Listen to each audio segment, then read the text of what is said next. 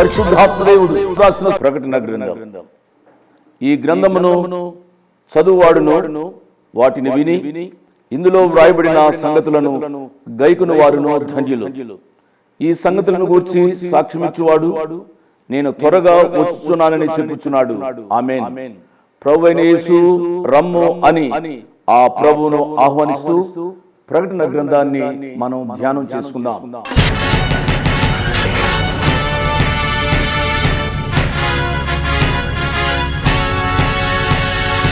అదిగదిగో కడబూరా రోగునే త్వరలోనా, అదిగదిగో కడబూరా రోగునే త్వరలోనా, అదిగదిగో రాజు రానుండే మేఘాన, అదిగదిగో రాజు రానుండే మేఘాన, ఇక వేదన బాధకు వీడ్కోలు, ఇక వేదన బాధకు వీడ్కోలు, మరో యుగాల జగాల సంఘ వేడుకలు నేడే నీకు ఆహ్వానం. శుద్ధుడవవు యేసు రక్తాన, శుద్ధుడవవు యేసు రక్తాన, రేపటి యుగాల ప్రతి అడుగు తెలుసుకో ప్రకటన గ్రంథ ధ్యానానా, తెలుసుకో ప్రకటన గ్రంథ ధ్యానానా, తెలుసుకో ప్రకటన గ్రంథ ధ్యానానా. క్రీస్తు యేసు పరిశుద్ధ నామాన్ని బట్టి మీ అందరికీ శుభాశిష్యులు. ఎలా ఉన్నారు? బాగున్నారా? పరిశుద్ధత ప్రతి విషయంలో ఎంతో ప్రాముఖ్యమైనది. అది సంబంధాలైన, వివాహాలైన, ఆత్మీయ జీవితమైన. కాబట్టి మన జీవితాల్లో మనం పరిశుద్ధులుగా జీవించాలి అని అంటే మారు మనసు పొంది ఆ మొదటి క్రియలను మనం చేయాలి. ఈ ఆత్మీయ జ్ఞానం మనం సంపాదించుకోవాలి. ఆ ఆత్మీయంగా జీవించి మొదటి ప్రేమ వల్లే జీవించి మొదటి క్రియలను మనం చేయాలి అని అంటే రక్షణ సువార్త విని రక్షణ పొందాలి. ఇంత గొప్ప అవకాశాన్ని సద్వినియోగం చేసుకొని కోట్లాది ప్రజలు రక్షణ సువార్త వినేటట్టు వారు వెళ్ళలేకపోయినా వెళ్ళేలాంటి యేసునుచుల పరిచర్యను ప్రోత్సహించి బలపరిచిన మా ప్రియులు, మా ఆప్తులు మిస్టర్ అండ్ మిస్సెస్ రాజశేఖర్ గారు, మరి శాంతి గారు, వారు బెంగళూరు కర్ణాటక స్టేట్ వాస్తవ్యులు. ఆ బిడ్డల కొరకే ప్రత్యేకంగా ప్రార్థిస్తాం. ప్రేమ నమ్మకం కలిగిన మా ప్రియ పరలోక తండ్రి, జీవం కలిగిన మా దేవ, మా జీవితాలలో అద్భుత కార్యాలు చేసే గొప్ప దేవుడు మీరు ఒక్కరే ప్రభా. మేము మొదటి ప్రేమను మర్చిన, మొదటి క్రియలను మర్చిన ప్రభా, మీరు మాత్రము మమ్మల్ని మరవని దేవుడుగా ఉన్నందుకు ఎంతో వందనాలు. ఇంత గొప్ప ఆత్మీయ సత్యాన్ని సర్వలోకం వినాలని చెప్పి ప్రభా వీరు వెళ్ళలేకపోయినా వెళ్ళేలాంటి యేసునుచుల పరిచర్యను ప్రోత్సహించి బలపరిచిన మా ప్రియులు, మా ఆప్తులు మిస్టర్ అండ్ మిస్సెస్ రాజశేఖర్ గారు, శాంతి గారి కొరకే, వారిద్దరు కుమార్తెలు ప్రభా కీర్తన, అభిషేక్త, వారి చదువులు, భవిష్యత్తు, కుటుంబ ఆరోగ్యం కొరకే ప్రత్యేకంగా ప్రార్థిస్తున్నాం. ఈ కుటుంబాన్ని మీరు నిండుగా దీవించి ఆశీర్వదించండి. వీరి జీవితాల్లో ఉన్న ప్రతి హృదయవాంఛని మీరు నెరవేర్చి బలపరచమని మేము బ్రతిమలాడుతున్నాం. మీ ద్వారా ప్రేరేపింపబడి చేస్తున్న సహాయాన్ని బట్టి ప్రభా ఈరోజు ఎవరి జీవితాల్లో అయితే మొదటి ప్రేమను కోల్పోయారో, మొదటి క్రియలు చేయకుండా ఆగిపోయారు, వారి జీవితాల్లో ఒక మేలుకొలుపు, ఓ రక్షణ అనుభవం, రక్షణలో మరీ బలపడే అవకాశాన్ని మీరు అనుగ్రహించినందుకు మీకు స్తుతులు, స్తోత్రాలు. ఈ కుటుంబానికి వాక్యం వింటున్న ప్రతి బిడ్డకి, ఈరోజు రక్షణ తీర్మానం తీసుకోబోతున్న ప్రతి బిడ్డకి మీ ద్వారా ప్రేరేపింపబడిస్తున్న వాగ్దానము తండ్రి, యెహోవా మీ మధ్య అద్భుత కార్యములు చేయును గనుక మిమ్మును మీరు పరిశుద్ధ పరచుకొనుడి.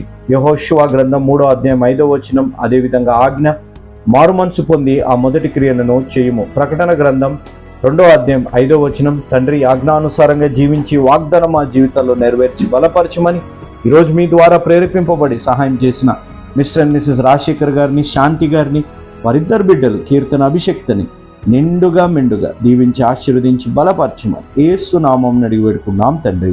ఆమేన్. Praise the Lord. How are you? ఎలా ఉన్నారమ్మా?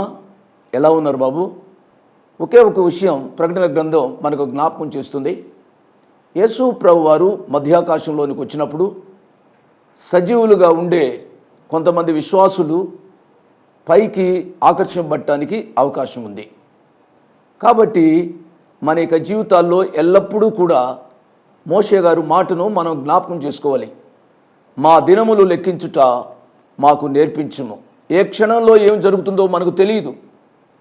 ప్రియులరా, మరణం ఏ రీతిగా సంభవించబోతుందో మానవునికి తెలియదు. కాబట్టి ఎల్లప్పుడూ జాగ్రత్తగా ఉండాలని ప్రభు పేరిట నేను మనవి చేస్తూ ఉన్నాను. ఏ ప్రార్థన మనవి మీకున్నప్పటికీ కూడా ఫోన్ చేయడం మర్చిపోవద్దు, లేక ఫోన్ చేయడం వీలు కాకపోతే ఒక చిన్న కార్డు వ్రాయండి, మీ కొరకు మేము ప్రార్థన చేస్తాం. ప్రతి శనివారం ఉదయం 10 గంటల నుంచి సాయంకాలం దరిదాపు 5-6 గంటల వరకు మీ కొరకు మేము ప్రార్థన చేస్తాం. మా యేసు అనుచరుల కార్యాలయంలో ఒక చిన్న ప్రార్థన గుంపు ఉంది. అనేక మంది వారి ప్రార్థన మనవులు వ్రాస్తూ ఉంటారు. వారి కొరకు మేము ప్రార్థన చేస్తున్నాం. ప్రభు యొక్క మహాకృపను బట్టి తన చిత్తానుసారంగా అనేక ప్రార్థన మనవులు ఆయన సన్నిధానానికి తీసుకుని వచ్చినప్పుడు ఆయన జవాబు ఇవ్వడం మేము చూస్తూ ఉన్నాం, వింటూ ఉన్నాం. దేవునికి ఘనత మహిమ ప్రభావాలు కలుగునుగాక. మంచిది. ఈరోజు ఇక వాక్య ధ్యానంలోనికి నేను వెళ్ళబోతున్నాను. వాక్య ధ్యానానికి ముందుగా ఇక ప్రార్థన చేసుకుందాం.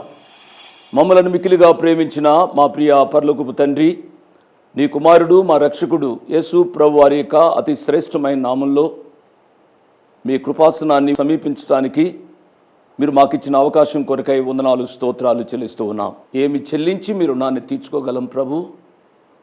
బ్రతికినంత కాలము మీకు నమ్మకంగా బ్రతకడానికి సహాయం చేయండి నాయన. ఇంకా ఎంతమంది రక్షింపబడలేదో వారి కొరకే మేము ప్రార్థన చేస్తున్నాం ప్రభు. ఈ వాక్య పరిచర్య ద్వారా అనేక మంది హృదయాంతరంగాలలో క్రియ చేయడం ద్వారా వారు మారు మనసు పొందే కృప దయచేయండి నాయన సహాయపడండి ప్రభువా. అనారోగ్యముగా ఉన్న వారిని దయతో ముట్టి స్వస్థపరచండి ప్రభువా. ఆయా అవసరాల్లో కృంగిపోయిన వారిని దయతో మీ కృప ద్వారా లేవనెత్తండి స్వామి. మా యవనస్తులను ప్రత్యేకముగా జ్ఞాపకం చేసుకుంటున్నాం ప్రభు. యవన ప్రాయంలో రక్షింపబడే కృప దయచేయమని ప్రాధేయపడి మా యవన బిడ్డల పక్షంగా ప్రార్థన చేస్తున్నాను నాయన. మెట్టు ఈ కార్యక్రమంలో పాల్గొంటున్న ప్రతి బిడ్డను నిండారుగా దీవించమని చెప్పబడిన ఇంటున్న ఈ కృపా వాక్యం వారి అంతరంగాలలో క్రియ చేయడం ద్వారా వాక్య ప్రకారం జీవించే కృపను అనుగ్రహించమని యేసు ప్రభు వారి పుణ్యనామమున స్తుతించి ఘనపరిచి వేడుకుంటున్నాము తండ్రి. అవును. ప్రార్థనలో పాల్గొన్న మీ అందరికీ నా ప్రత్యేక వందనాలు. దేవుడు తన కృపా వాక్యం ద్వారా ఈరోజు మనను దర్శించునుగాక. బైబిల్ తెరవండి. ప్రకటన గ్రంథం 12వ అధ్యాయం మీ ముందు ఉంచుకోనండి. గత పాఠాల్లో మనం చెప్పుకున్న 2 ప్రాముఖ్యమైన సూచనలు ఏమిటి అనగా, మొదటి సూచన సూర్యుని ధరించుకున్న ఒక స్త్రీ, ఆమె పాదముల క్రింద చంద్రుడు, ఆయన శిరస్సు మీద 12 నక్షత్రముల కిరీటములు ఉన్నాయి. ఆమె గర్భిణి అయి ప్రసవ వేదన పడుతూ ఉన్నట్లుగా మొదటి సూచన మనం జ్ఞాపకం చేసుకున్నాం. నేను ఆ రోజున ఈ పటాన్ని కూడా నేను చూపించాను. ఆ స్త్రీ ఈమె. ఆమె పాదముల కింద చంద్రుడు, ఆమె శిరస్సు మీద 12 నక్షత్రముల కిరీటములు ఉన్నట్టుగా నేను చెప్పాను. ఈమె గర్భిణీ స్త్రీ. ఇంకొక సూచన ఏమిటి అనగా, ఆ సూచన ఎర్రని మహా ఘట సర్పం. ఈ ఎర్రని మహా ఘట సర్పానికి మీరు ఈ పటాన్ని జాగ్రత్తగా చూస్తూ ఉండండి. దానికి 7 తలలు ఉన్నాయి. 7 తలలు. 7 అనే మాట సంపూర్ణమైన సంఖ్య. తలలు అనేది జ్ఞానానికి సూచన.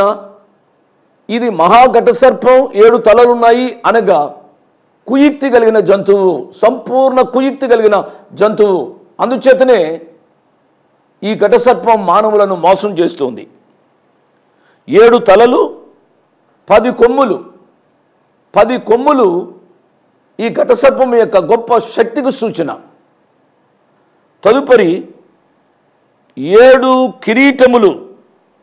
ఈ 7 కిరీటములు సంపూర్ణ అధికారానికి సూచన.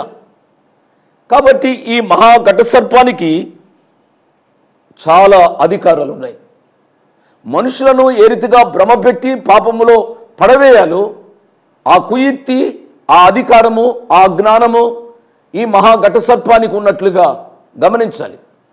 ఒక విషయాన్ని ఉదయకాలంలో చెప్తున్నాను. సాతానుండి ఎన్నడూ కూడా తక్కువగా అంచనా వేయవద్దు.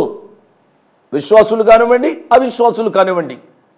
అతడు ఏ రీతిగా మానవుణ్ణి పడగొడతాడో మనకు తెలియదు. కాబట్టి చాలా జాగ్రత్తగా ఉండాలి. ఈ యొక్క మహాఘట సర్పం ఏం చేస్తుంది అనగా దాని తోక ఆకాశ నక్షత్రములలో 3వ భాగము నిలిచి వాటిని భూమి మీద పడవేసెను. అనగా ఇంత శక్తి కలిగిన ఈ ఘట సర్పం. 2 దృశ్యాలు మీరు ఆలోచించాలి. ఒక ప్రక్క నిస్సహాయురాలైన స్త్రీ, మరి ఒక ప్రక్క కోపోద్రేకంతో లేక కుయుక్తితో ఉన్న మహాఘట సర్పం. ఈ మహాఘట సర్పం, ఈ భయంకరమైన ఈ ఘట సర్పం ఏమి ఆలోచిస్తుంది అనగా ఈ గర్భిణీతో ఉన్న స్త్రీ ఎప్పుడైతే ప్రసవిస్తుందో ప్రసవించిన వెంటనే ఆ శిశువును మృంగివేయాలని ఆలోచిస్తుంది. మీరు ఆలోచించాలి ఆ స్త్రీ యొక్క నిస్సహాయత. ఆమె గర్భిణీ స్త్రీ ఏమి చేయగలదండి? అటువంటి నిస్సహాయ స్థితిలో ఆమె కనిన వెంటనే ఆమె శిశువును చంపాలని ప్రయత్నం చేస్తున్న ఒక సర్పం ఎదుట ఉంది అని అంటే ఆ స్త్రీ ఎలా ఉంటుందో మీరు ఆలోచించాలి కదూ.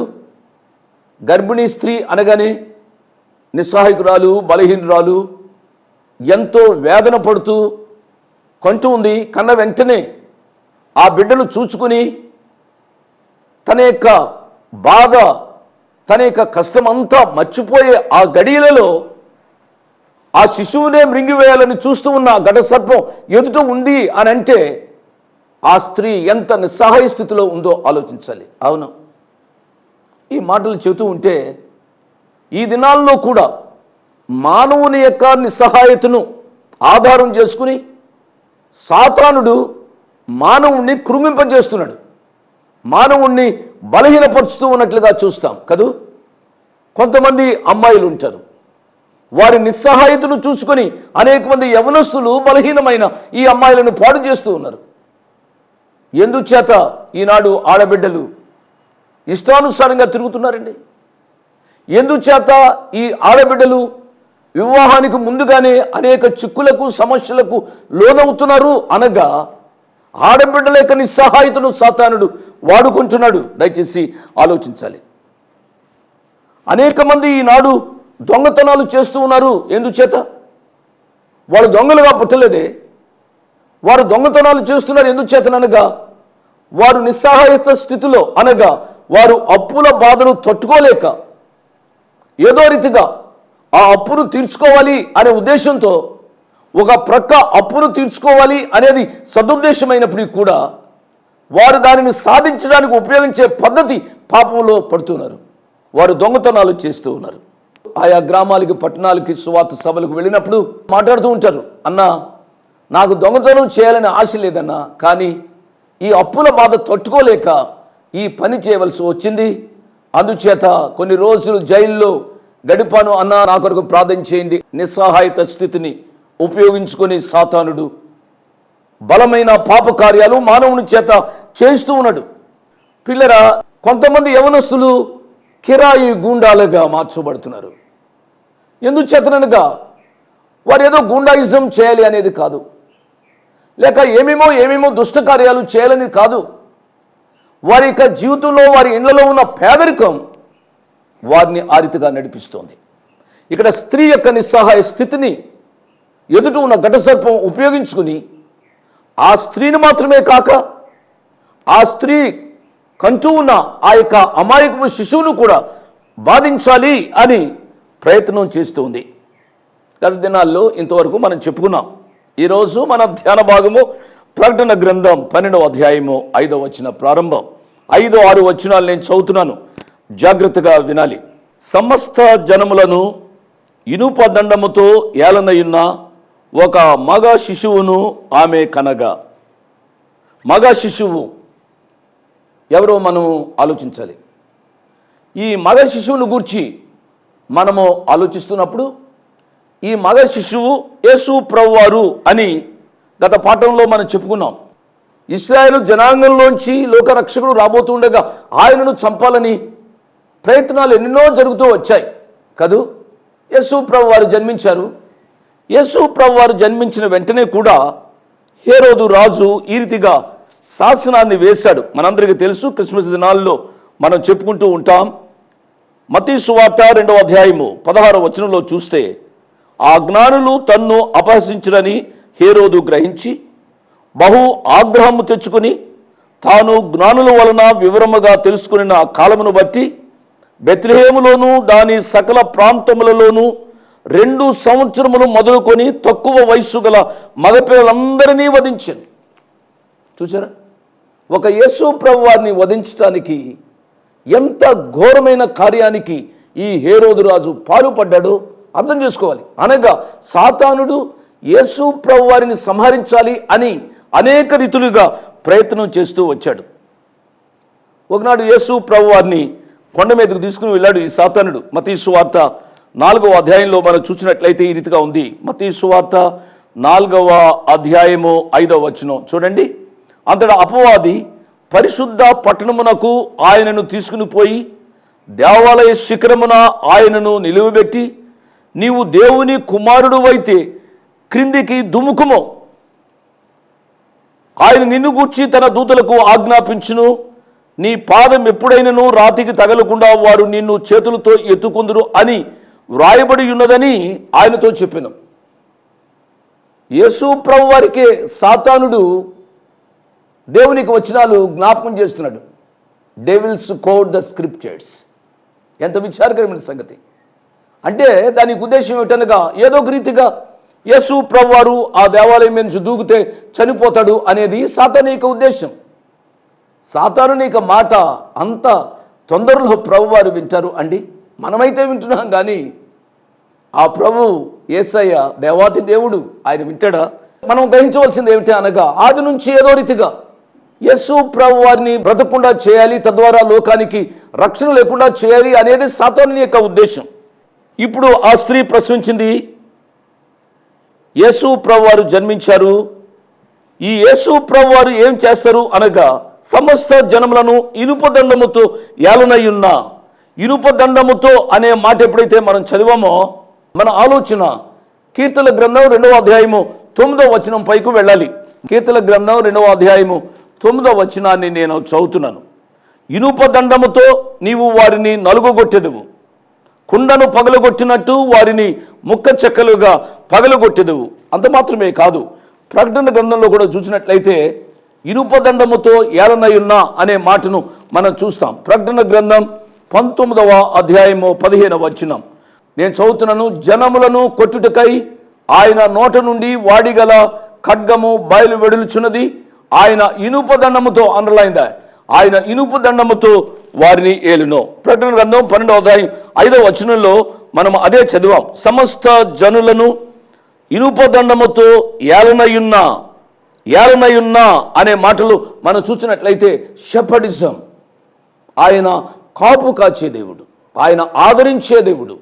అదే దండంతో ఆయన దండిస్తాడు, అదే దండంతో ఆయన ఆదరిస్తాడు కదూ. 23వ కీర్తనలో మనం అదే చూస్తాం.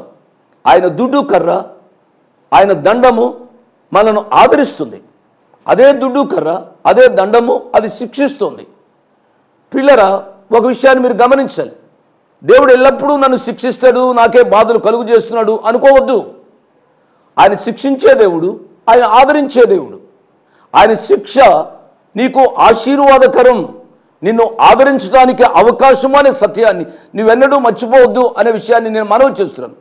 చాలామంది ఏమనుకుంటారు అంటే, ఎల్లప్పుడూ దేవుడు నన్ను ఆశీర్వదించాలి అని అనుకుంటారు. ఎల్లప్పుడూ నిన్ను ఆశీర్వదించాలి అని అనుకోవడం అది స్వార్థపూరితమైన ఆలోచన.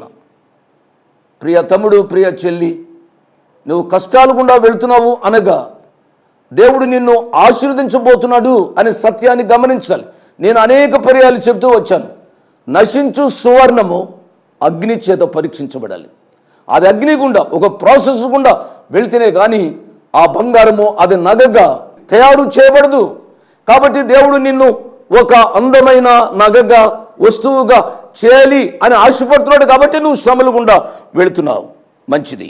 ఇనుప దండముతో ఏలనున్న ఒక మగ శిశువును ఆమె కనగా ఆమెను వేధించాలని ఈ సాతానుడు లేక ఈ ఘట సర్పం ప్రయత్నం చేస్తుంది. అప్పుడు జరిగింది ఏమిటి అనగా, ఆమె శిశువు దేవుని యొద్దకును ఆయన సింహాసనం వద్దకును కొనిపోబడును. ఈ వచనంలో ఒక గొప్ప మర్మం ఒక గొప్ప సత్యం గుప్తమైంది.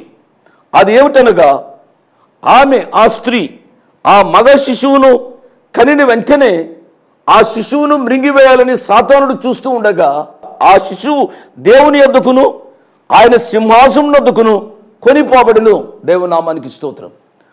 ఆయన యొక్క సింహాసనం యొద్దకును దేవుని యొద్దకును ఆమె శిశువు కొనిపోబడును అనే మాటలో గుప్తమైన సత్యం ఏమిటి అనగా, ఆ ప్రభువారి యొక్క ఆరోహణ గుప్తమైంది అనే సత్యాన్ని మీరు అర్థం చేసుకోవాలి. ఆమె శిశువును కంది, ఆ శిశువు దేవుని యొద్దకును ఆయన సింహాసనం యొద్దకును కొనిపోబడును అనే మాటలో 33.5 సంవత్సరాల చరిత్ర గుప్తమైంది అని ఈనాడు వీక్షకులు కానీ ప్రేక్షకులు కానీ గుర్తించాలి అని ప్రభు పేరిట నేను జ్ఞాపకం చేస్తున్నాను. ఆ స్త్రీ ఏం చేసింది అనగా, ఆమె అరణ్యానికి పారిపోయింది. ప్రియులారా, అరణ్యములో దేవుడు ఆమెను సురక్షితంగా ఉంచినట్లుగా చూస్తాం. ఒక గొప్ప సత్యాన్ని జ్ఞాపకం చేస్తున్నాను. ఆ స్త్రీ అరణ్యమునకు పారిపోయింది. అరణ్యము అనే మాట మనం ఆలోచిస్తున్నప్పుడు అరణ్యంలో విష జంతువులు, విష సర్పాలు, ఎండిపోయిన పరిస్థితి అరణ్యంలో ఉంటుంది. నా ప్రియ తమ్ముడు, నా ప్రియ చెల్లి, ఈ వాక్యం వింటూ ఉండగా నీ జీవితము అరణ్యములా ఉందా? అరణ్యము వలె నీ జీవితము ఎండిపోయిన రీతిగా, మోడుబారిన రీతిగా, ఏమాత్రము సరైన పరిస్థితులు లేకుండా నీ జీవితం ఉందా? విషతుల్యమైన సర్పాలు, జంతువులు లాంటి వ్యక్తులు, శక్తులు నీ జీవితాన్ని వేధిస్తూ ఉన్నారా? దయచేసి నా మాటని గమనించాలి. అలనాడు ఇశ్రాయేలు జనాంగం కూడా అరణ్యములో ప్రయాణం చేశారు. అరణ్యములో ఆదరించిన దేవుడు నిన్ను కూడా ఆదరించడానికి ఇష్టపడుతున్నాడు.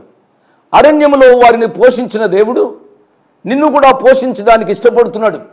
ఎర్రని సముద్రము గుండా దాటింపజేసిన దేవుడు నీ యొక్క జీవితంలో కూడా సముద్రం వంటి పరిస్థితులు, సముద్రం వంటి ఉప్పెనలు నీ జీవితంలో పొంగి పొర్లుతూ ఉన్నప్పుడు ఆయన నిన్ను విడిచిపెట్టడు అనే విషయాన్ని జ్ఞాపకం చేస్తున్నాను.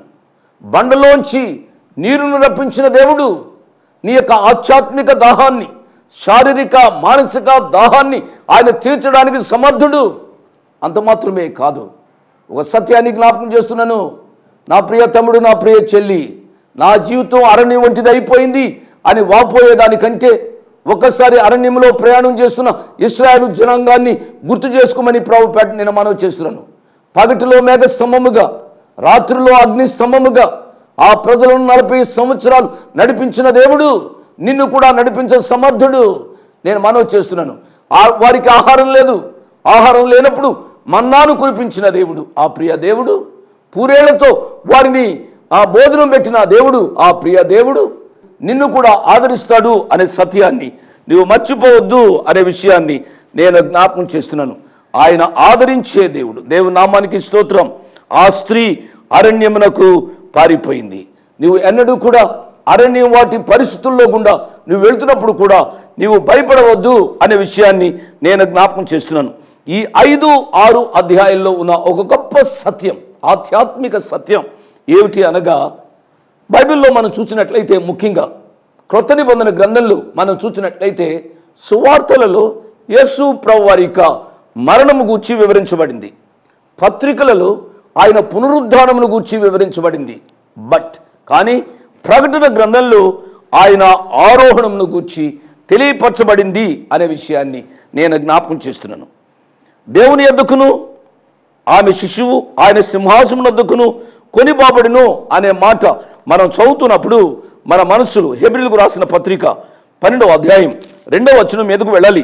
హెబ్రీయులకు రాసిన పత్రిక 12వ అధ్యాయము 2వ వచనం, ఆయన సింహాసనం నందుకు కొనిపోబడి ఆయన ఏం చేస్తున్నాడు అనగా, చూడండి, హెబ్రీయులకు రాసిన పత్రిక 12వ అధ్యాయము 2వ వచనం మధ్యలోంచి నేను చదువుతున్నాను. ఆయన తన ఎదుట ఉంచబడిన ఆనందము కొరకై అవమానమును నిర్లక్ష్యపెట్టి సిలువను సహించి, అండర్లైన్ దట్, దేవుని సింహాసనం యొక్క కుడి పార్శ్వమున ఆసీనుడై ఉన్నాడు. ఆయన సింహాసనం వద్దకు కొనిపోబడిన ఆ ప్రియ ప్రభు ఆ దేవుని యొక్క సింహాసనం దగ్గర ఉండి ఆయన మన కొరకు విజ్ఞాపన చేస్తూ ఉన్నాడు. ఆ ప్రభు రాబోతున్నాడు. ఈ ప్రకటన గ్రంథ ధ్యానాల ద్వారా ఆ ప్రభు యొక్క రాకడ సమీపంగా ఉందని ఎరిగి ఆ ప్రభువు కొరకు నమ్మకంగా జీవించాలి. ఆయన రాకడ ఎప్పుడు, మన పోకడ ఎప్పుడు మనకు తెలియదు. ఆయన రాకడకు ముందుగా, మన పోకడకు ముందుగా మనము సిద్ధపడాలి.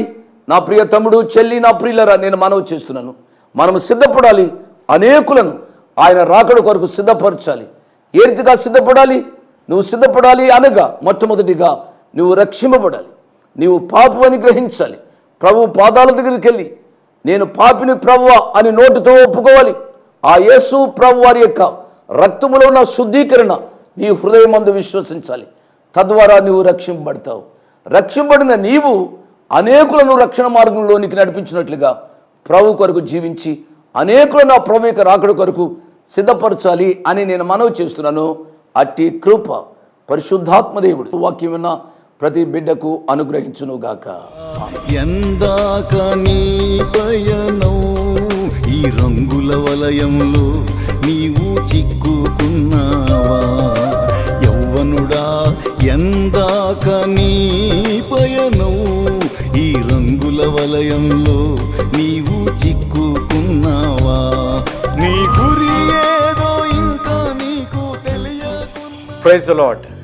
మీ ముందుకు రావడానికి ఒక ప్రాముఖ్యమైన కారణం, మేము ఈ టీవీ పరిచర్యని ఎందుకు ప్రారంభించాం, ప్రాముఖ్యంగా తండ్రి అయిన నాన్నగారు, కీర్తిశేషులైన నాన్నగారు జోష్ అన్నగారు ఎందుకు ప్రారంభించారు అనేది వారి మాటల్లోనే విందాం.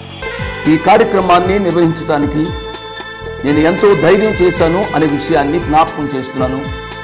డబ్బుండి కార్యక్రమాన్ని ప్రారంభించలేదు. నన్ను రక్షించి ఇంతవరకు పిలిచిన ప్రభు ఉన్నారు అని, తదుపరి విశ్వాసులైన మీరు ఉన్నారు అనే ధైర్యంతో ఈ కార్యక్రమాన్ని కొనసాగిస్తున్నాం. విన్నారు కదా, నాన్నగారు ఏ ధైర్యమైతే వారు చేసి టీవీ కార్యక్రమాలని ప్రారంభించారు. మన రక్షకుడైన యేసు ఉన్నారని, విశ్వాసులైన మీరు ఉన్నారనే ధైర్యంతోనే ఈ టీవీ కార్యక్రమాలని మేము కొనసాగిస్తున్నాం గత సంవత్సరాలుగా. ఇక ముందు కూడా మేము కొనసాగించాలి అని అంటే మీలో విశ్వాసులైన మీరు, ప్రేరేపింపబడ్డవారు మీరు, వచనం వెంబడి వచ్చిన ధ్యానాలు జోషన్న గారివి, పాయింట్ వైజ్ ధ్యానాలు జాన్ స్పర్జన్ గారివి, హీరోస్ ఆఫ్ ది బైబిల్ అనే సిరీస్ ధ్యానాలు భక్త్ సింగ్ నావి కొనసాగేటట్టు మీరు ప్రేరేపింపబడితే, మీరు సహాయం చేసి మీరు నేరుగా నాతోని మాట్లాడవచ్చు. నాతో మాట్లాడి మాకు సహాయం చేయాలనేది నా మనవి. కాబట్టి మీరందరూ ఏ భారమైతే, సేవా భారమైతే నాన్నగారు గత 40 సంవత్సరాలుగా ముందుకు కొనసాగించారు, ఇప్పుడు యవనస్తులమైన మా అన్నగారు జాన్ స్పర్జన్ గారు మాపై ఉంది. కాబట్టి మీరు కూడా ఏ విధంగా నాన్నగారిని అయితే ప్రోత్సహించారు, నాన్నగారిని ఆదరించారు, మమ్మల్ని కూడా ఆ విధంగానే ప్రోత్సహించి ఆదరిస్తారని నమ్ముచు సెలవు తీసుకుంటున్నాను. దేవుడు మిమ్మల్ని దీవించి ఆశీర్వదించునుగాక. ఆమేన్.